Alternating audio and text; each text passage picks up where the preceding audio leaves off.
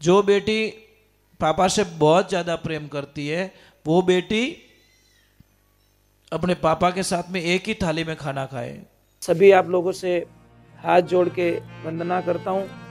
हमारा जो चैनल है श्री सोनू महाराज, वो चैनल जरूर सब्सक्राइब करें और इन वीडियो को शेयर करते रहिए। इस भजन में क्या बोला गया?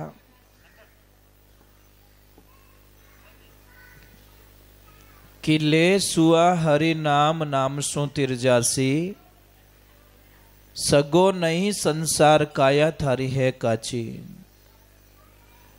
आपको पता है इस शरीर का कोई भरोसा कर सकते हो कि इतने साल तक रहेंगे हम लोग? परंतु हम लोगों ने एक चीज देखी है, आपको अगर एक प्रश्न का उत्तर मांगा जाए तो दे दोगे आप? मैं बोलूंगा भाई कि आपको डेली 1 घंटा आपको योगा करना है, कर लोगे? योगा कीजिए। योगा करने का लोगों के पास टाइम नहीं है और थारी मारी करनो घणो ही टाइम पड़ियो। इसीलिए कहा कि मनवा नहीं विचारी, थारी मारी करता उम्र बीत गई सारी। 9-10 मास गर्भ में रियो किदी कोल करारी, अब तो बायर काट सांवरियां करस्यूं भगती थारी। गर्भ में थे हम लोग, उल्टे लटक रहे थे क्योंकि बच्चे का मुंह नीचा होता है, पैर ऊपर होता है, तो उल्टा लटक रहा। तो उस टाइम में भगवान ने क्यों, प्रभु एक बार मैंने बस दुनिया दिखा दे, मैं तेरी भक्ति करूंगा। पर नहीं, भूल गए साहब। कई कारण आयो बंदा कई धंधे लागो, मान खो जावे थारो मुंडा मूंगा मोल रो। हम लोग भूल जाते हैं इन चीजों को। मतलब कुल मिला के आपसे काम निकल गया, पछ के थार जड़क ही देखिया। ये दुनिया है, समझना पड़ेगा आपको। इसीलिए इस भजन में कहा कि सत मारो मायर बाप, धर्म मारो संग साथी, गुरु देला आदर भाव, बैठनो मने हरि देशी। माटीरी गिणगोर गागरो गमरासी, ओडियो दिखनी रो चीर हैरिया में रुल जासी। ये संसार में हम रुल गए बस। हमारा मेन मकसद क्या था वो नहीं कर रहे। संसार में आप चीजों में सुख ढूंढ रहे हो, कभी नहीं मिलेगा, कभी सुख नहीं मिलेगा। ट्राई करके देखिए आप। अच्छा फर्नीचर बना के देख लीजिए, अच्छी गाड़ी खरीद करके देख लीजिए, और ज्यादा जिसके पास ज्यादा गहना है ना, उन्होंने इतनी टेंशन रहे राम। आप ट्राई करके देख लो। माताओं बहनों, आपका ओरिजिनल गहना कौन सा है पता है? आपका ओरिजिनल गहना है आपका पतिदेव। उनको तो आप अच्छे रखते नहीं हो, અને गहना ने कितो बढ़िया रखो। अगर आप पतिदेव से झगड़ा कर रहे हो तो कोई मतलब नहीं है। इन चीजों को नहीं समझोगे ने तो कथा में जाना, भगवान का भजन करना, ईश्वर के प्रति है, सब वेस्ट माना गया है। इन चीजों को समझना पड़ेगा आप लोगों को। और कथा क्या करती, कथा करती क्या? पहले तो कोई सास बहू थी, दोनों के बीच में इतना झगड़ा होता था, इतना झगड़ा जिसकी हम कल्पना नहीं कर सकते। हाउ जी झाड़ू लेवता तो बीदनी भूंगली री ठोक देती। भूंगली में समझो कहने कहवे वो जो हमने चूल्हा में फूंक दे जगो नहीं वो हटानो पड़े हुई तकलीफ रही मैंने वटी मेल तो मतलब आप कल्पना नहीं कर, इतना झगड़ा। तो बहू ने बोला चलो यार रोज की प्रॉब्लम ही खत्म करते हैं। इतना गुस्सा आ गया। गुस्सा कितनी देर आता? 3 मिनट। 3 मिनट का गुस्सा आपकी जिंदगी की सारी अच्छाइयों को लेके चला जाता है। गुस्सा आता अकेला, ध्यान रखना कि बहुत सारे लोगों को साथ में नहीं लेके आता। और गुस्सा आता अकेला है परंतु बहुत सारी अच्छाइयों को लेके चला जाता। देखना आप 15-20 दिन किसके साथ में अच्छे रहो और एक दिन गुस्सा करो, 20 दिन की अच्छाइयां चली गई आपकी। 20 दिन मीठे बोले, एक दिन गाली गलौज कर दिया, वो 20 दिन के अच्छा जो बोले थे ना वो भी चला गया आपका। तो बहू ने सोचा क्या रोज रोज किस्तों में मरना, चलो आज फैसला कर ही देते हैं। अब वो वहां से निकल गई घर से, पैरों में जूते नहीं है, ओढ़नी थी सिर पे और रख दी कंधों पे। और जैसे ही वो निकली, अब तो टाइम जिन्हें गुस्सा एवड़ो रहे ना वे थोड़ा धीमे धीमे नहीं हालिया करे। वो कारण है स्पीड टॉप गियर ही लगे भी नहीं। कारण है किसी को ज्यादा गुस्सा आया ना उसको आप बर्तन धोने के लिए दे दो, जो काम आधे घंटा का वो आपको 10 मिनट में करके दे देगा। इतना स्पीड होना ठामड़ा। बस ये ही चीज है। अब बहू ने बोला चलो क्या रोज मरना, आज एक दिन में अपनी जीवन लीला को समाप्त कर लेते। और मरने के लिए निकली कि मैं पासी आऊंच को नहीं। हाउ जी के वहां तू जा। और जैसे गई रास्ते में उसकी धर्म की एक बहन थी, वो मिली कि अरे भाई इतनी स्पीड कट जाए ओढ़ तो ओढ़ ले माता माते कि भाई मारा छेला रामा सामा कि क्यों कि मैं मरने के लिए जा रही हूं। वो भाई बोली ठीक है रोज मरने से बढ़िया एक दिन मर जाएगी, क्या रोज मरना है। पर वो बोली कि तू मरने जा रही कोई बात नहीं, तूने खाना खाया कि नहीं खाया? नहीं, वो बोले खाना तो नहीं खाया मैंने। अरे पागली भूखी मरेगी तो भूतनी बनेगी तू। बोला ऐसा है क्या? हाँ भूखा नहीं मरना, रोटी खाने पचे मर दूं। और वो भाई बोली मैं कुछ सत्संग का प्रसाद लेके आई हूं, कथा में गई थी, कथा में से प्रसाद लेके आई हूं, ये प्रसाद ले ले और फिर खा के मर जाना। अब जैसे उसको लड्डू दिया, एक लड्डू खाया, 2 खाया, वो बोली भाई लड्डू छोका है कटु लाई क्यों, और वहां कथा चल रही है वहां से लेके आई। और तू जा वहां पे पहले खा लेना फूल फिर मरना। और जैसे ही कथा में गई वहां पे बैठ गई शांति से। अब प्रसाद आया तो प्रसाद वाले ने बोला कितना दूं? वहां के जोड़ी भर दे। भर दी जोली, बराबर खाई। उसने बोला मरना कैंसल। इतना बढ़िया प्रसाद यहां मिल रहा है, कौन मरे भाई। अब सारे लोग चले गए, वो लास्ट में गुरुजी के पास में गई। गुरुजी को बोले गुरुदेव मेरी एक प्रॉब्लम सॉल्व कर दीजिए आप। कि क्या बेटा? कि कुछ नहीं, मेरी एक प्रॉब्लम है कि मारे हाउ पुअर बीच में लड़ाई गणी रेवे। तो गुरुजी ने बोला कोई बात नहीं, इजीली है ये तो मैं कर दूंगा, पर मारो क्या नो थने मानना पड़ी। कि कैसे? कि तुझे करना कुछ नहीं, तू वापस घर पे जा, जैसे तेरी सासू मां कुछ बोले एक गिलास लेना, 5 बार राम राम बोलना और मुंह में पानी भर दीजिए, मुंह में पानी भर देना, पीना मत। जब तक तेरी सासू चुप ना रहे ना तब तक पीना मत पानी को, या नीचे भी मत गिराना।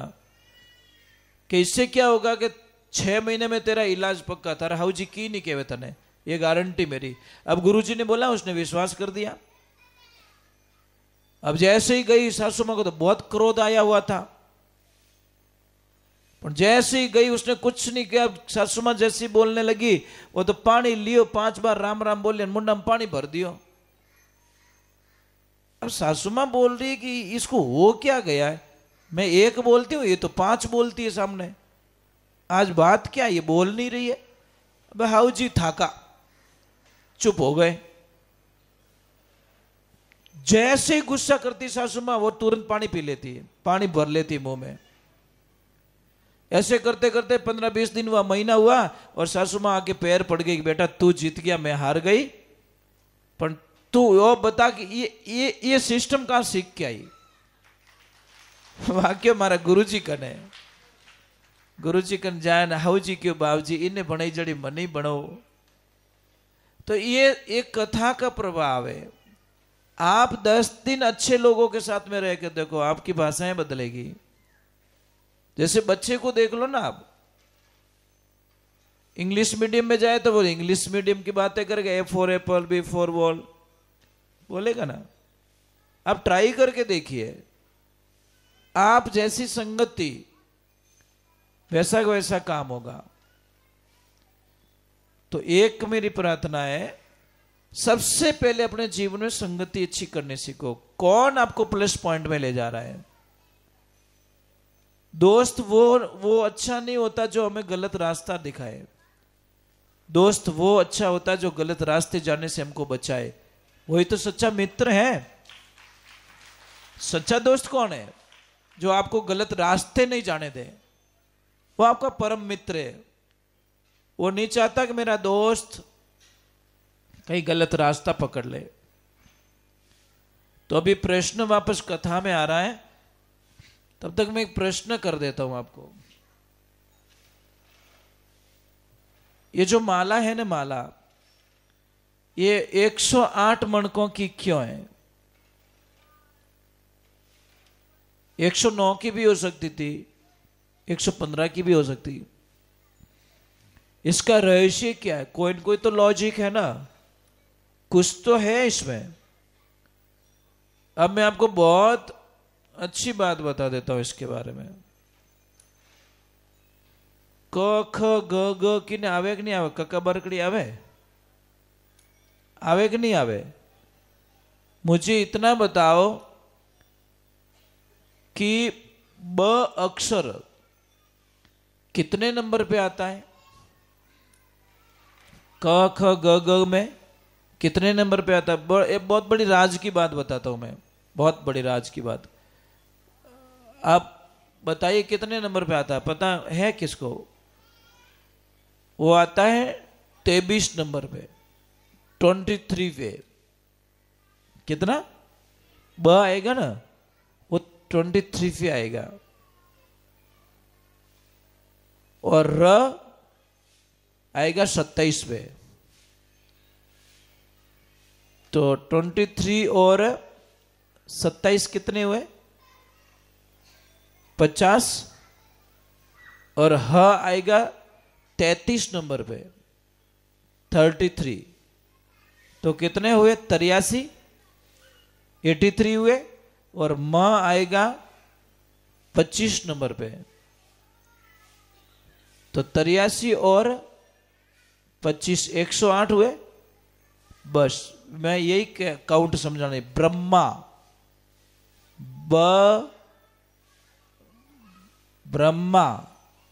ब्रह्मा ही 108 चीज की काउंटिंग है। आपने कभी काउंटिंग नहीं किया होगा। हर बात के पीछे एक कोई न कोई सिस्टम होता है, उन चीजों को हम समझते नहीं है। अब भगवान की कृपा होती है, ईश्वर की कृपा होती है। सूत जी महाराज वापस कहते हैं, प्रश्न आता है परीक्षित जी कौन थे, उनका क्या लीला है, उनका क्या विवरण है? तो सूत जी महाराज कहते हैं कि पांडव वंश के अंतिम वारिस जो परीक्षित जी महाराज है, जिनके माध्यम से पूरी भागवत उनके निमित्त ये भागवत की गई है। पांडव और कौरव को बीच में युद्ध होता है, आखिर में कौरवों की हार हो जाती है और हार होने के बाद में भगवान श्री कृष्ण को इस बीच में एक कथन आता है वापस। भीष्म पितामह इतना भयंकर युद्ध करने के लिए निकल गए थे, तो उन्होंने बोल दिया था कि कल तुम्हारी विजय निश्चित है। किसको? कौरवों को। तो दुर्योधन ने बोला कि मैं आशीर्वाद दीजिए कि कोई बात नहीं, सुबह भेज देना तेरी पत्नी को, तुझे इतना विश्वास मेरे पे नहीं तो मैं तुझे उसको आशीर्वाद दे दूंगा। और सुबह की बात थी। रात को भगवान श्री कृष्ण द्रौपदा के पास आते और बोलता जल्दी चल मेरे साथ में, कि कहां चलना करे तू चल, दूसरी बात छोड़ दे। और भगवान एक नॉर्मल रूप बनाते हैं और द्रौपदा जी के साथ में जाते हैं। उनको एक ही बोला कि जाके प्रणाम कर लेना, दूसरा काम समेट लेंगे। और जैसे ही जाके प्रणाम किया भीष्म पितामह को, भीष्म पितामह ने डायरेक्टली उन्होंने सोचा भाई वो दुर्योधन की पत्नी आई है, तो डायरेक्ट बोल दिया अखंड सौभाग्यवती भव, मुंह से शब्द निकलवा दिया। जैसे ही घूंघट हटाया तो द्रौपदा रे बोला तू? हाँ पितामह मैं आ गई। अब तो आप तो बोल तो दिया, आपके वचन जा तो नहीं सकते। देखो सबसे पहले सिस्टम क्या था, पहले जो वचन दे देते ना वही एग्रीमेंट था। लिखा पड़ी तो हमें करनी पड़े, बदल जावे जिनो। बोला आदमी रो आदमी माते भरोसो को नहीं। पहला टाइम में कोई ताला लॉक नहीं लगते थे दरवाजों को, घरों में कोई लॉक नहीं था क्योंकि सब डरते थे। ये प्रॉब्लम तो अभी शुरू हुई है, पहले कोई लॉक नहीं था, कोई सिस्टम नहीं था। तो भगवान की कृपा देखो। फिर बोले तुझे कौन लाया? कि मेरा गोपाल भैया है ना। क्या बोला तेरे गोपाल भैया को? मुझे पता चल गया। जाके भगवान को देखा, हे प्रभु क्या कर दिया है कि बस आपने बोल दिया वो पक्का है। तो उनको वचन दिला दिया। तो भगवान श्री कृष्ण ने जब पांडवों का कौरवों का विनाश हो गया, दुर्योधन बचा, दुर्योधन का भी विनाश हो गया, तो अश्वत्थामा को इतना क्रोध आ गया तो उसने बोला पूरे पांडव वंश को खत्म कर देता हूं। 5 बाण तो चला दिए पांडवों की तरफ, ब्रह्मास्त्र चला दिया उत्तरा के गर्भ पर कि मैं इनका वंश से विनाश कर देता हूं। परंतु भगवान ने दोनों तरफ दोनों की रक्षा की, पांडवों की भी रक्षा की, सुदर्शन चक्कर चला के उनको बचा लिया। और इधर भगवान ने सुदर्शन चक्कर उस चक्कर से भगवान ने उत्तरा के गर्भ को भी बचा लिया। उससे राजा परीक्षित का जन्म होता है। वही राजा परीक्षित, उनको श्राप लग जाता है। आपको पता है कलिकाल आता है, कलिकाल वो बोलता है भाई तू कौन है? मैं कलिकाल हूँ, आपके राज्य में आया हूँ। मेहमान तो मेहमान होते हैं। तो उसने बोला कि मुझे जगह दीजिए, तो जगह दे दी। व्यभिचार करे वहाँ पे जाओ, जो शराब वराब पीते वहाँ पे जाओ, जो जुआ खेलते वहाँ पे जाओ। पर बोला ये तो सब वो चीज़ें, एक तो कोई अच्छी चीज़ दे दो, एक तो अच्छी जगह बैठने दे दो। तो उसने बोला सोने में चले जाओ। तो वो सोना अनीति वाले सोने का बोला, जो नीति का सोना है उसमें कलिकाल नहीं रहता। अनीति से कोई भी सोना कमाएगा ना तो उसमें कलिकाल का प्रवेश रहता है। तो बोल दिया सोने में। अभी राजा परीक्षित वापस जाते हैं अपने राजकोष में, संदूक खोलते हैं तो जरासंध का कोई पता नहीं कोई मुकुट था शायद, वो मुकुट उसने धारण कर लिया और उसमें तो कलिकाल का प्रवेश था। और जैसे ही उन्होंने पहना उनकी मत्ती मारी गई। वो जाते जंगल की तरफ, इधर उधर घूम के आते हैं, बहुत सारी सुविधाएं देखते हैं, परंतु वहां पानी नहीं मिल रहा है। तो कोई महाराज जी तपस्या कर रहे हैं, उनको बोला महाराज पानी पिलाओ, मैं राजा हूं। पानी पिलाया नहीं, गुस्सा आ गए उनको, एक मरा हुआ सांप डाल दिया गले में। और जैसे ही सांप डाला तो उनका बच्चा जो नदी में स्नान कर रहा था, उस बच्चे को बोल दिया कि तेरे पिताजी की गले में राजा परीक्षित ने सांप डाल दिया है।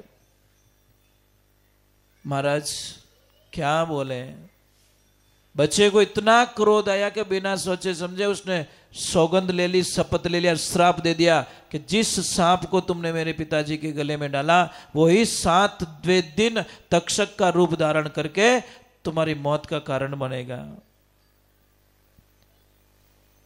पर वो तो राजा थे महाराज, वापस गए, उनको बहुत पछतावा हुआ कि मैंने क्या कर दिया, मैंने क्या कर दिया, मैंने क्या कर दिया, इसकी सजा मुझे मिलनी चाहिए। इतने में तो मैसेज आ ही गया कि राजन आपको श्राप लग चुका है और 7वें दिन आपकी मृत्यु हो जाएगी।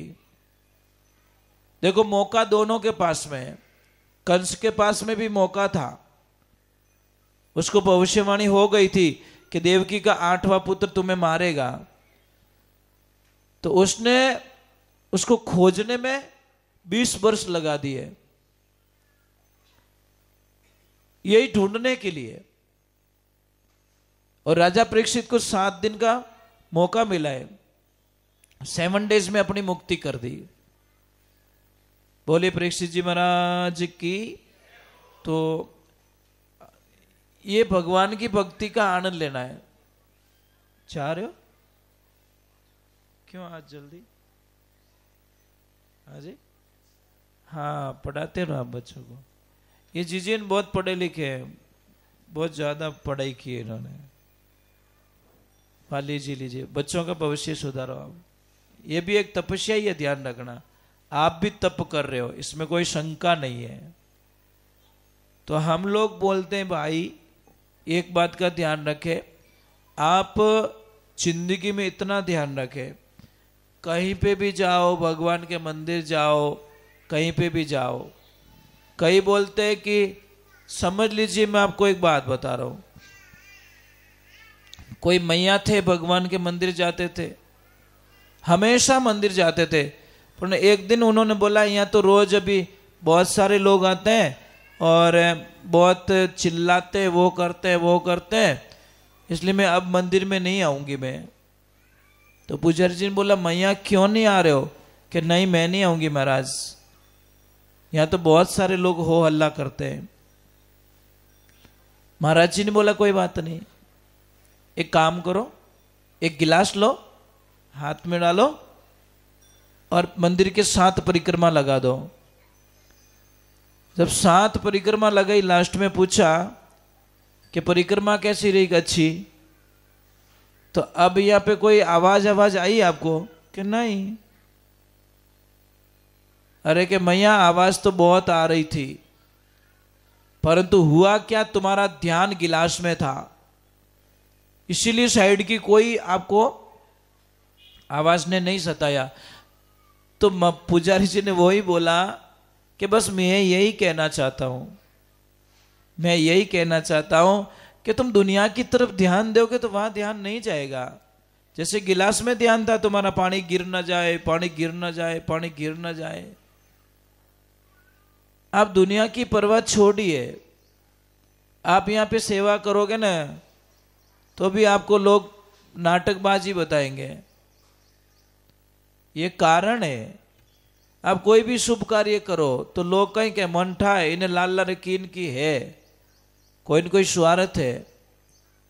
आप किसके बारे में ये चीजें बोलते रहोगे? आप सबसे पहले बच्चों की तरफ ध्यान दीजिए।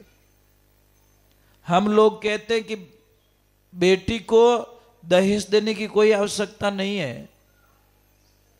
लोग तो बेटी रे दहेज देवे, इतना तोड़ा होनो दियो, गाड़ी दी, एक प्लॉट दियो, बहुत दियो। अरे उसकी जरूरत नहीं है बेटी को, जरूरत है उसको पढ़ा लिखा के इतनी बड़ी बना दो और इतनी ऊंची डिग्री दिला दो कि तुम्हारी चीजों की आवश्यकता ना पड़े। पर हम लोग क्या कर रहे हैं, उसको चीजें दे के उसकी जिंदगी को खुश रखना चाहते, वो क्या करेगी? सारी चीजें दूसरे लोग यूज करेंगे ना, पर उसकी डिग्री तो कोई दूसरा यूज नहीं कर सकता। तो पढ़ाओ और उनको कैपेबल बनाओ कि नहीं ये कर सकती है। हर मोड़ पे आपको दिक्कत होगी। कई लोग क्या करते पता है, दूसरों के कहने से बच्चों की पढ़ाई छुड़ा देते हैं, दूसरों के कहने से।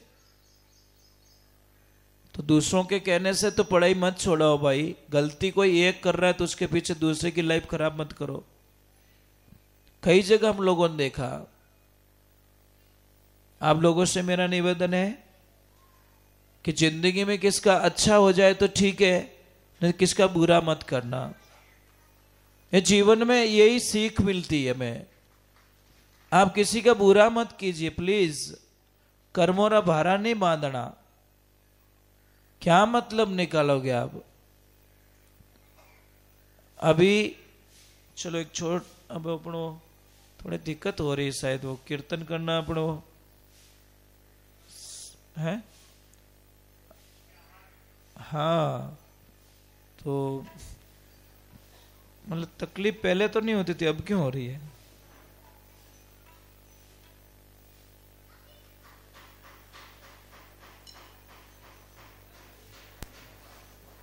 कया बड़ों ने?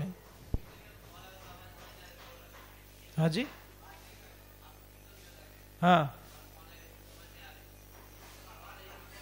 नहीं वैसे कम कर दिया था। हाँ वो पहले ऊपर पड़ा था ना, इसलिए वो दूर जाता था। अभी क्या आवाज जाके लास्ट पत्रे से टकरा देती है।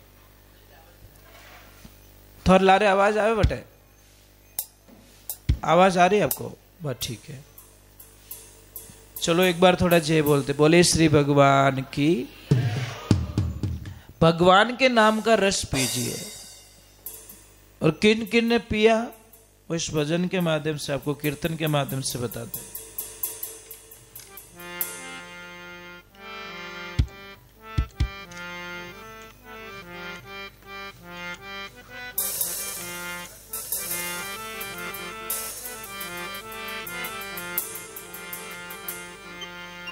बोलिए श्री भगवान की, गौ मात की, अनंत कोटि संत महात्माओं की। एक थोड़ा मेरा निवेदन था आपसे कि जो आपका जन्मदिन लोग मनाते हो, आप लोग, आपके बच्चे का भविष्य अगर अच्छा करना है, बच्चे की जिंदगी में अपार खुशियां आए, तो जो जन्मदिन की जो मनाने की जो प्रक्रिया है ना, वो थोड़ी बदलनी पड़ेगी आपको। उस प्रक्रिया को बदल दीजिए। ये केक काट के फूंक मार के बड़ा अशुभ माना गया वो, तो वो चीज मत कीजिए आप। इतनी जन्मदिन की खुशियां मनानी है तो बच्चे के हाथ से कोई प्रसाद लेके आओ और लाओ, और गाय माता को ग्रास दे के जन्मदिन मनाओ। ट्राई तो करके देखो आप। गाय माता के दरबार में आप देखिए, तप करने की एक विधि बताई गई है कि घर में जो तप करते हैं ना, घर में, तो वो तो है ठीक है करते, उससे भी ज्यादा फल मिलता मंदिर में। उससे कई गुना फल ज्यादा मंदिर में मिलता है। और उससे भी कई गुना फल नदी के किनारे मिलता है। नदी के किनारे कोई माला फेरते ना, उससे ज्यादा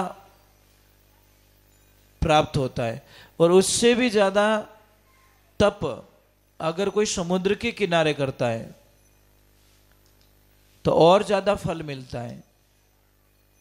और इससे भी ज्यादा अगर आपको फल लेना है तो आप गौ, जहां गया मैया रहती है वहां पे जाके तप करो। आपको इतना फल मिलेगा जिसकी कल्पना नहीं कर सकते, आपको कल्पना नहीं कर सकते। भगवान को प्रश्न किया गया ना कि भगवान आप कहाँ मिलते हो, तो भगवान ने बोला बोलो कहाँ मिलना चाहते हो आप, मेरे घर में मिलना चाहते हो या फिर मेरे ऑफिस में। तो भक्त ने बोला प्रभु आपके भी घर और ऑफिस दोनों है क्या? कि हाँ भैया मेरे भी घर और ऑफिस दोनों है। कोई पर्सनल काम हो तो ऑफिस में मिलो, और मेरे से प्रेम है तो मेरे घर पे मिलो। तो भक्त ने पूछा कि आपका घर का है ऑफिस का है? कि जो मेरा मंदिर होता है ना वो तो है मेरी ऑफिस, वहां पे सारे लोग मन्नत मांगने आते हैं, वो मेरी ऑफिस है। और मेरे घर पे अगर मुझे मिलना है तो जहां गैया मैया रहती है वो मेरा घर है। तो आप ये मत सोचना भगवान यहाँ नहीं है, भगवान जहां पे गैया मैया रहती है वहां भगवान होते हैं। आप एक बार ट्राई करके देख लीजिए। मैंने कई बार आप लोगों को बताया है कि अगर आपके बच्चे को पढ़ाई नहीं आ रही है, बच्चा पढ़ाई में बहुत कमजोर है, आलसी है, याद करना चाहता है याद रहती नहीं है, करना कुछ नहीं है, वो सिस्टम आप यहां पे कर सकते हो। आपका बच्चा इतना जोरदार पढ़ेगा जिसकी कल्पना नहीं, इतनी मेमोरीज बढ़ जाएगी उसको। करना क्या है, यहां पे आना है आपको पूर्णिमा के दिन। कब आना है? पूर्णिमा के दिन सुबह आना है, और यहां पे बोल के जाना है कि हमको शाम को दूध चाहिए थोड़ा। समझ में आ रही है कि थोड़ा दूध चाहिए हमें। यहां पे तो सब देसी गया भैया, कोई दिक्कत नहीं है। तो शाम को जब दूध निकाले ना तो उनको बोला निकाला हुआ दूध नहीं चाहिए हमें,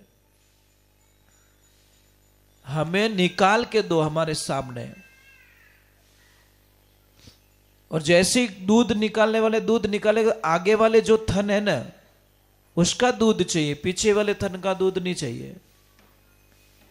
और आगे वाले थन का दूध लीजिए, घर पे जाइए, खीर बनाइए, ड्राई फ्रूट डालिए, 3 से 4 घंटे तक उस खीर पे चंद्रमा का प्रकाश पड़ने दो, और वो खीर उस बच्चे को खिलाओ जो पढ़ाई में एकदम कमजोर है। अरे आप हमें याद करोगे जिंदगी में कि गुरुजी क्या मतलब हमारे जीवन में खुशियां आई है, कितना बच्चा अच्छा पढ़ रहा है, कितनी मेमोरी जिसको याद रह रही है। 12 महीने में 12 बार ही तो करना है ना। और आप एक चमत्कार देखिए, हमारे वेद पुराणों को नहीं मानने वाले उनको कहते हैं कि वैज्ञानिकों ने अब पता लगा कि चंद्रमा पे 15 दिन का दिन होता है, 15 दिन की रात होती है। ठीक है, पर हमारे तो करोड़ों वर्ष पहले बोल दिया कि 15 दिन वहां पे रात होती है, 15 दिन दिन होता है। करोड़ों वर्ष पहले लिखा हुआ है अंदर सारा। और अभी जो इसरो के जो प्रमुख है उन्होंने पूरी स्पष्टता की नहीं कि हमने शास्त्र के अनुसार काम किया, जो आपका शास्त्र है उसके अनुसार हमने काम किया और हम सफल हो गए। उन्होंने बोला, उनके इंटरव्यू में बोला गया। अंदाज लगे शास्त्रों में करोड़ों वर्ष पहले ये जो बातें लिखी ना, ये लाखों वर्ष पहले लिखी है। अब सूर्य ग्रहण चंद्र ग्रहण होता है तो पंचांग में तो पहले ही लिख दिया जाता है, लिखी उड़ो रेवे कि नहीं रेवे, वही इतना भजन इतना मिनट हो, इतना भजन इतना मिनट में तो खत्म रह जाए। क्या काउंटिंग है उनकी। इसरो ने जो नासा है ना, नासा अमेरिका का, उन्होंने ऋषि भारद्वाज ऋषि का ग्रंथ वहां पे मंगाया। भारद्वाज ऋषि कौन थे? जो आकाश मार्ग से आना जाना करते थे। वो सारी टेक्निक थी उनकी, साधनाओं के माध्यम से वो विमान उड़ाते थे। तो नासा ने वो मंगवाया वहां पे कायदेसर, और उसके ऊपर रिसर्च कर रहे हैं। तो हमारे ये जो वेद पुराण है ना, ये एकदम सटीक है, इनमें कोई फेर नहीं है। पर मानने वाला मान लेता, नहीं मानने वाला नहीं मानता। इसलिए मानो भाई, मानो जो रियलिटी उसको मानना पड़ेगा, और नहीं मानोगे तो एज यू लाइक भाई, जैसा चाहते हो वैसा करो। अपन एक ध्यान रखे, घर में कभी भी आप भोजन प्रसाद बनाते हो ने, उगाड़े माते कभी भोजन नहीं बनावड़ो। समझ में आई ना? उससे बड़ा अशुभ होता है। मैं तो कहता हूं बच्चियां भी, कोई अगर कोई लड़कियां भी भोजन के लिए बना रही है तो उनको चुन्नी रखनी चाहिए। और नियम क्या कहता है, जैसे कथा में जा रहे हो ना तो भी चुन्नी ओढ़ के आओ, डायरेक्टली मत आओ, अपराध लगता है। पर इन चीजों को समझने में वक्त लगेगा। नियम तो देखो अभी बहुत सारे हमारे मंदिरों पे मतलब एक नियम लागू कर दिया है रूपाराम जी। नियम लागू किया कि भाई कि यहाँ पे कोई पैंट पहन के नहीं आएगा। पाबंदियां लगा दी गई है भाई कि पैंट पहन के आओगे तो आपको यहाँ से आउट होना पड़ेगा, अंदर एंट्री नहीं होगी। मंदिर है ये, कोई फिल्म का टॉकीज नहीं है। परंतु ऐसी ऐसी जगह पे हम ऐसे वस्त्र धारण करके चले जाते हैं। अभी छोटी सी बात है, तो होम में बैठो पेंट पहन बेवो गई जीजी माता तो होम में बेवण है, कहो नहीं मैं तो जींस पहन पे होम करूं। आप अपनी वेशभूषा में होते हो, तो ये चीजें समझनी पड़ेगी ना आप लोगों को। भाई सुंदरता तो आपके ओरिजिनल ड्रेस में है। सुंदरता देखो हमारे राजपूती पोशाक में, सुंदरता देखो आपकी ओरिजिनल ड्रेस में, कितना अच्छा लगे। पर इन चीजों को समझने में वक्त लगेगा। शुरुआत हमें करनी पड़ेगी, घर से शुरुआत करो भाई। घर में कोई बात नहीं, तुम रखो, कोई दिक्कत नहीं है। परंतु बाहर कहीं पे भी जा रहे हो तो मर्यादा में जाओ। साहब एक छोटी सी बात है, बहू होती न बहू, आपका बेटी आपको कॉल करती है कि पापा मम्मी मैं बहुत खुश हूं, मेरे पतिदेव अच्छे, सासू अच्छी है, वो अच्छे अच्छे, मुझे अच्छा रखते, मुझे घुमाने के लिए ले जाते हैं। तो आपके मुंह पे ऑटोमेटिक खुशी आ जाती है कि हमारा पावना ठीक है, हमारे व्यवसाय वेवण जी ठीक है, आती है ना खुशी ऑटोमेटिक। और थोरो बेटो थोड़ी बीदड़ी कटे फेरन ले गो रहे तो मतलब प्रॉब्लम ही है। आपकी बेटी को आपका जमाई घुमाने के लिए ले जा रहा है, कोई दिक्कत नहीं है। पर आप रो बेटो आप बहू ने कटे घुमाने वास्ते ले जाओ तो कहीं के हमारे बेटा ने वश में कर लियो। ये भला आदमी। मतलब मुझे एक चीज समझ में नहीं आई, अभी तक काउंट कर रहा हूं कि अपनी बेटी के लिए तो इतनी कामनाएं और बहू के लिए कुछ भी नहीं है। देखो भाषाएं है ना, भाषाएं क्या क्या करवाती है। कहीं पे मैं नाम नहीं लूंगा, दो बहू है, तो छोटी वाली एक दिन कहीं लेट उठ गई। भाऊ जी कोई बिना नियम रहता तो कोई अपशब्दों नो प्रयोग कर दियो बहू रे वास्ते। मैं तो बोल भी नहीं सकता वो शब्द, क्योंकि हमें पाप लगेगा। ऐसा गलत शब्द बोल दिया बहू के लिए, और ये पता नहीं डोकरी ठा को नहीं, माँ जागे रही है थारी नौनी, बछौरी जागती थी। महाराज 13 साल की शादी तोड़ दी इस लड़की ने, कट एक शब्द से कि मने इन घर रो पानी नहीं पीणो, मतलब मने इन घर रो पानी नहीं पीणो बोलो। हाँ नहीं मानी सावा नहीं माने, कई लोगों ने समझा दिया, बोले नहीं उस घर तो नहीं जाऊंगी मैं रोज जल्दी उठती हूँ, काम करती हूँ, जन बाली लगू। एक दिन मोड़ी उठी तभी ठीक नहीं थी मारी, तो एडो शब्द बोल दीवा। अरे हाउ जी तो एड़ा चीजें जो को बीदड़ी ठाई नहीं पड़े। देखो मैं क्या बोल रहा हूं, आपसे काम होवे या नहीं होवे वो छोड़ दीजिए आप, पर बहू का दिल जीतने के लिए तो कर सकते हो ना कुछ। कोई सासू माँ थे, बहू से बहुत प्रेम करते थे, परंतु उनको पता है मेरी बहू 1 बजे सो जाती है। कोई लड़ीज क्या टोकरिया,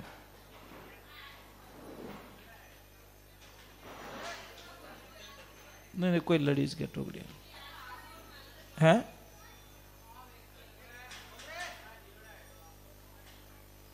मैं गयोड़ा यो, हाँ एकदम पड़ गया। चलो चलो यूं जाए, बोलो गौ मात की। तो सासू माँ को पता था कि मेरी बहू 1 बजे 1:15 बजे सो जाती है, और जैसे सोने का उसका टाइम हुआ और मेहमान आ गए घर पे, और सासू माँ की तबीयत ठीक नहीं, तो मेहमानों को चाय तो पिलानी है। अब क्या करे, बहू को बुलाए तो अच्छी बात नहीं है, उसकी नींद खराब हो जाएगी। तो सासू माँ ने मेहमानों को बोला, अरे रुको रुको, मेरी बहू है ना, मेरी बहू के हाथ की एक बार चाय पियोगे ना तो जिंदगी भर मेरी बहू को याद करोगे आप। ये शब्द सुन लिया, अंदर सो रही थी वो, अंदर से बोली, मम्मी जी 2 मिनट रुको, मैं चाय बना देती हूं। चाय मिल गई, वो इतना सा काम था। हाउ जी यूं कहता, अरे पड़ी कहीं चाय बना देना, तो कैसा मजा आता। तो इसीलिए इन शब्दों में अमृत है, इन शब्दों में जहर है। कोयल वाणी बोल रे कागा, मेरा मन अब राम से लागा। आप ट्राई करके देखिए, खाली आपकी भाषाएं बदलो, कुछ बदलने की जरूरत नहीं है। और जैसे आप भाषा बदलोगे, आपके घर का वातावरण पूरा, अबे यज्ञ करवाने के बाद में आपकी भाषाएं नहीं बदलती। इन चीजों को समझना पड़ेगा हम लोगों को। एक छोटा सा भजन गा लूं क्या, कोई तकलीफ तो नहीं है? चलो।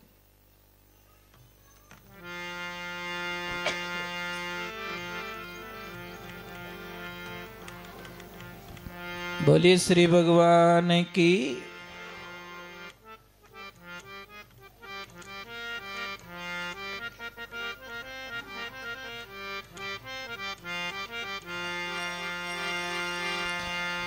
इस भगवान के, ये भागवत क्या है पता है? वेद पुराणों का जो वृक्ष है उसका पका हुआ फल है। और पका हुआ फल कितना अच्छा लगता है, रस बनता है। तो इस रस को पीने वाला चाहिए, पीजिए, आप कोशिश कीजिए। भोजन जैसे जरूरी है जिंदगी में, उसी प्रकार भगवान का भजन भी जरूरी है। एक से काम होने वाला नहीं है। आप ट्राई करके देख लीजिए। अभी फरवरी महीना था, फरवरी महीने में अपने एक जीजी थे जयपुर के, पूजा सिंह जी, राजपूत घराने से भाई साहब, वो भगवान के इतने करीब चले गए, इतने करीब चले गए कि उन्होंने भगवान से शादी की, कृष्णा से। और 350 बराती आई सब बारात में, कितने, और वो कृष्णा के साथ में वृंदावन लौट गए, बस हमेशा के लिए भगवान के हो गए। आप दुनिया है, मैंने बोला ना, आप दुनिया को कितना भी खुश रखो, नहीं होंगे खुश आपसे। आप ट्राई करके देख लीजिए, कोई खुश नहीं होगा आपसे। गरज होगी तब बोलेंगे, मीठे बोलेंगे, परंतु महाराज जैसे ही आपसे काम निकल जाएगा, वो ही लोग, अरे जिस थाली में हम खाते हैं ना, उसी थाली में कुल्ला करके थूक लेते हैं। जबकि थाली में हाथ धोना भी पाप बताया गया है। जो थाली में भोजन करते हैं ना, उस थाली में हाथ धोना पाप बताया है। दूसरे नंबर, जो बेटी अपने पापा से बहुत ज्यादा प्रेम करती, बहुत ज्यादा प्रेम, उस बेटी से मेरा निवेदन है, कुंवारी बेटी को कह रहा हूं, जिसकी शादी हो गई वो नहीं कर सकती। जो बेटी पापा से बहुत ज्यादा प्रेम करती है वो बेटी अपने पापा के साथ में एक ही थाली में खाना खाए, पापा के साथ में कोई अनहोनी घटना नहीं घटेगी। आप ट्राई कर दीजिए। कुंवारी बेटी हो ना, वो पापा के साथ में खाना खाए एक थाली में, क्योंकि साक्षात वो देवी के रूप में। और जब भी आपकी बेटी की शादी की तैयारी होवे, समझ में आ रहा ना आपको, जब भी बेटी की शादी की तैयारी हो जाए कि भाई 10-15 दिन बाद में इसकी शादी है, इसका ब्याह हो जाएगा, तो आपको करना क्या है? बेटी को चेयर पे बैठाए, सोफे पे बैठाए और माँ बाप दोनों पग धोना बिना, बेटी रा पग धोना और पैर धो के कुमकुम के चरण मंडवाओ, उसको एक कपड़े पे मंडवा दीजिए और उसको बोल बेटा मंदिर तक हाथ जोड़ ले, तेरे हाथ से दीपक कर ले, और वो जो कपड़ा होता है ना उसको बढ़िया फ्रेम में मंडवा दो, बढ़िया फ्रेम में मंडवा दो, क्योंकि वो आपके घर की लक्ष्मी है। मैंने कई जगह सुना है, कई जगह मैंने सुना कि महाराज जब तक हमारी बेटी घर में थी हमारे कोई प्रकार की कमी नहीं थी, पर महाराज जब से हमारी बेटी हमें छोड़ के गई हम लोग तो रोड पे आ गए, बर्बाद हो गए। तो कई कई बेटियां नसीब लेके आती है, सच में भाग्य लेके आती है, पूरे परिवार का कल्याण कर देती है। और हम तो यहां कहते हैं कि बेटी पहली डिलीवरी में अगर किसको बेटी हुई नहीं वो बड़े भाग्यशाली है, क्योंकि शास्त्र में लिखा है 10 बेटों की बराबर एक बेटी को गिना गया है। कितना? 10 बेटों के बराबर एक बेटी अगर हो जाए तो 10 बेटों के बराबर गिनी गई है वो। और प्रथम डिलीवरी में अगर बेटी हो गई है तो उसका जो नाला आता है, नाला, वो अगर आपके पास में है तो उसको लक्ष्मी पूजन में रखिए और भगवान के मंदिर में रखिए, आप निहाल हो जाओगे। तिजोरी में रख दीजिए उसको लाल कपड़े बांध कर। पर फर्स्ट डिलीवरी की लड़की चाहिए। तो आप लोगों से प्रार्थना है कि जो निवड़गा उन्होंने तो क्या हो को नहीं, जो तैयारी में चल रहे हैं भगवान से प्रार्थना कर रहे हैं कि हमके बच्चा या बच्ची चाहिए, तो लड़की मांगना पहली डिलीवरी में। भाई लड़कियों से मतलब पापा तो नाराज नहीं होते, ये तो मुझे पक्की बात है, पापा तो बहुत खुश होते हैं, पर सब मोटी ध्यान की नहीं डोकरियों रहे क्या मारे छोरी रहेगी, मारे पोती रहेगी, पोत तो चाहिए जो, अरे डोकरी तो ही छोरी जेती नहीं। व्यवहारिक बात है भाई, ये लुगायर तो एलर्जी इतनी खराब है। तो जो मिन्नक नाराज नहीं हुए साहब, जेंट्स लोग बच्ची के जन्म पे नाराज नहीं होते। कोई शादी हुई, शादी होते ही मतलब पत्नी ने शर्त रख ली, पति पत्नी ने, कि देखो अपनो घर है बस स्टैंड माते गांव में, तो एक शर्त है कि चाहे आपके पापा मम्मी आए चाहे मेरे पापा मम्मी आए, हम शाम को 6 बजे बाद में दरवाजा नहीं खोलेंगे। तो लड़के ने बोला यस मैं एग्री हूं, लड़की ने बोला मैं भी एग्री हूं, कोई दिक्कत नहीं है। अब एक दिन 4-6 महीने होते हैं, पापा मम्मी कोई, लड़के के पापा मम्मी कोई सामान लेने के लिए जाते हैं और उन्होंने बोला कि लेट हो गए आज बच्चे के यहाँ पे रुक जाएंगे, सुबह गांव को चले जाएंगे। पर जैसे आके दरवाजा बजाया और लड़की बोली शर्त याद है ना, अरे हम वचन के पक्के। कौन बोला? लड़का। वचन के पक्के। बेचारे पापा मम्मी बाहर से चिल्ला रहे, वो दरवाजा नहीं खोल रहे। उन्होंने सोचा बच्चे शायद सो गए बेचारे, तो वो वहीं पे बाहर ही बैठ पूरी रात निकाल दी उन्होंने और सुबह गांव को चले गए। 2-3 महीने होते और लड़की के पापा मम्मी आ जाते हैं और जैसे ही आके दरवाजा बजाते हैं वो लड़की आओ देखो ना ताओ देखो, दौड़ के गई और दरवाजा खोल दिया। बोले ये क्या कर रही है? तो शर्त कि तुम्हारी शर्त गई पानी में, मैं मेरे पापा मम्मी को बाहर खड़ा नहीं रख सकती, मैं इतनी मजबूत नहीं हूं। वो बोला, कुछ भी नहीं बोला उस टाइम में, अब पहली डिलीवरी में उसको लड़का हुआ, कोई खुशी नहीं। दूसरी में लड़का हुआ, कोई खुशी नहीं। तीसरी में लड़का हुआ, कोई खुशी नहीं। चौथे में लड़का हुआ, कोई खुशी नहीं। पांचवी डिलीवरी लड़की हुई, वो आदमी इतना खुश, इतना खुश, इतना खुश कि उसने पूरे गांव को 7 दिन के लिए भोजन रखा उसने। तो सारे लोग बोल रहे लड़कों के टाइम में ढूंढ तो लड़कों ही होनी चीज है, ये तो कहीं खर्चो करे। तो उसकी पत्नी ने बोला ऐसा क्यों करो, लड़की के जन्म पे इतने खुश क्यों? कि पगली मैंने ये ज्ञान तेरे से लिया, दरवाजा ये खोलेगी, ये सबूत को खोले नहीं। मैंने तेरे से ज्ञान लिया, दरवाजा ये खोलेगी। क्योंकि कोई भी लड़की हो जो सचमुच में पापा मम्मी से प्रेम करती है ना, वो उनके आंखों में आंसू नहीं देखना चाहती। पण हे माताओं बहनों, एक बात रो ध्यान रखजो, मैं सबने कह रही हूं, थारो भाणजो या भाणजी वड़ोको नु कदी चरणों रे हाथ मत लगावन दीजो, थने घणो नुकसान आवेला। एक तो जमैसा ने पगे नहीं पड़ावनो, पावना रहे ने, उनको कभी मत बोलो कि आप हमारे चरणों को छुओ। बहुत अपराध माना गया है, क्योंकि आपने कन्यादान किया है, इसलिए आपके लिए सर्वोपरि है आप रो जमाई। समझ में आ रही नहीं? शास्त्र ये बता रहा है हमो। तो जमैसा ने कदीज नहीं कहना मारे पगे लगो, हाथ जोड़ सकते हो, यहां तक सीमित है।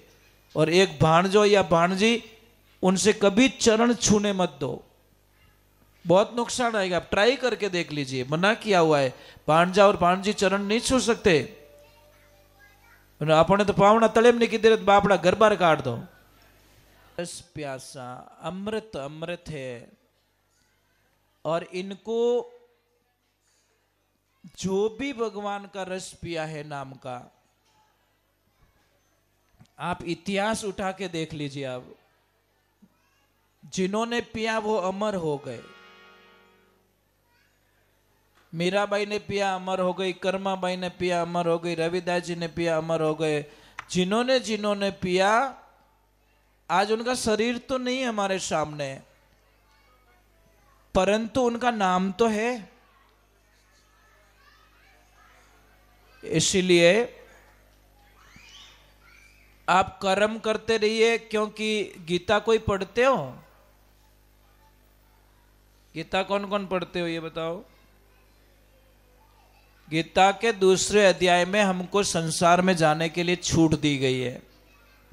भगवान श्री कृष्ण कहते जाओ गृहस्थी जीवन बसाओ, पर 18वें अध्याय में वापस बोल दिया कि अब धापगार हो तो पाछा जाओ, जाओ तुम, छूट है तुम्हें, गृहस्थी जीवन बचाओ, तुम्हारे पोता पोती नाता जो भी है वो तुम सिस्टम पूरा करो। परंतु अगर आप अभी निर्वृत्त हो गए हो, रिटायर्ड रही हो, बाद में आप चेयर में तो नहीं बैठ सको, बैठ सको नहीं ना, बस। तो भगवान यही कह रहे ना कि भाई आप जाओ गृहस्थी जीवन बचाओ, कोई दिक्कत नहीं है, परंतु निभाने के बाद में वापस लौट के आ जाओ। और गीता के 4थे अध्याय का 13वां श्लोक थोड़ा पढ़ लेना, ताकि जिसके भी दिमाग में वो जातिवाद का जहर घुला हुआ है वो थोड़ा निकल जाएगा। भगवान श्री कृष्ण क्या कहते हैं? मैंने वर्ण व्यवस्था बनाई है, मैंने जातिवाद नहीं बनाया। चारों वर्ण मैंने बनाए हैं, कोई जाति मैंने बनाई नहीं है। भगवान श्री कृष्ण खुद गीता में कह रहे हैं, फिर भी ये जाति का पता